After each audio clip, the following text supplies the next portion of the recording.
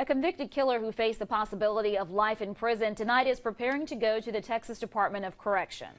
Kelvin Roy received a 75-year sentence. A jury decided the punishment this afternoon. Roy could have received 5 years to life and up to a $10,000 fine.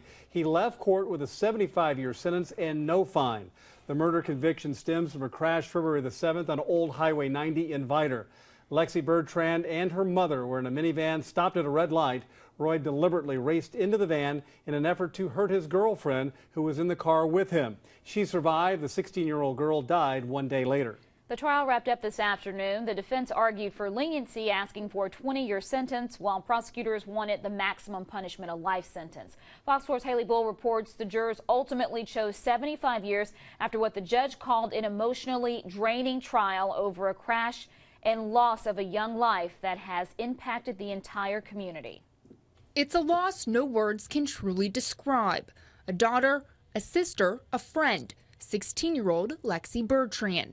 While there will always be holes in our heart and a void in our lives, we feel that justice has been served. A loss Lexy Bertrand's mother, April, put into words for jurors and her daughter's killer today, describing the holidays, birthdays, and milestones she and her daughter will never see.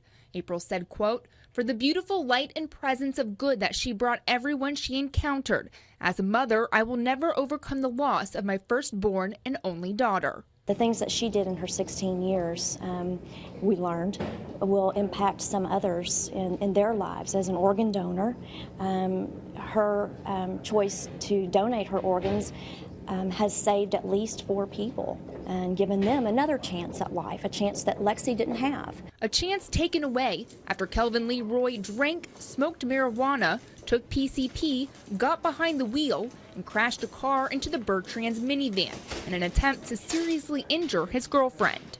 I mean, there are so many, people that could have been tragically affected, killed, by this defendant and the actions that he took that evening. Prosecutors argued for a life sentence, the maximum possible for a murder charge, citing Roy's lengthy criminal history, including assault and drug use. Roy's attorney argued for a 20-year sentence, the maximum possible for a manslaughter charge. We believe that he was so intoxicated and impaired that he did not know what he was doing and that he had passed out before the wreck. Roy's family took the stand, describing Roy's poor decisions. His sister, who raised him, told jurors, quote, "It was a selfish act to do it. He's wrong and he deserves to be punished for what he did. Then at the same time, forgive him." He was obviously disappointed that it was a murder conviction, probably because he believes in his heart that he never intentionally tried to hurt anyone. So he was disappointed. The jury convicted Roy of murder, and the judge sentenced him to 75 years in prison for the loss of a teen described as a bright and shining spirit. These people are still dealing with the aftermath of what he did.